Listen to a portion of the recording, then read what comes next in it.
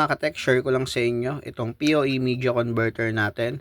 So meron na po tayong 1000 Mbps speed support and up to 20 km distance support mga ka-tech, no? Ito po yung PoE media converter natin.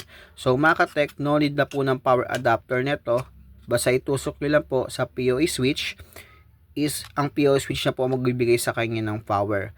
Pwede siyang lagyan ng power adapter kung ang gagamitin nyo yung switch is yung mga normal switch lang, yung hindi PoE mga ka-tech, no? So ang support naman yung power adapter is 12 volts to 48 volts mga ka-tech, no? Yung mga nilalagay natin sa CCTV na power adapter mga ka-tech is pwede po sa kanya.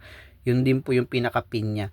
So mga ka-tech, basta PoE switch na po yung gamitin nyo, no need na po ng power adapter nitong media converter natin. Kita nyo na space saver na rin siya mga ka-tech, no? So then heavy duty na rin po to mga ka-tech, no? So nakapag-deploy na po tayo ng ganito, hundreds ganito sa iba't ibang projects po natin mga ka-tech, no? So kung gusto nyo po umorder ng ganito, meron po tayo sa Shopee, and pwede rin po kayo mag-direct sa akin mga ka-tech, no? So PoE media converter mga ka-tech, 1000 Mbps support speed and up to 20 km distance support mga ka-tech, no? So yun lang mga ka-tech, salamat.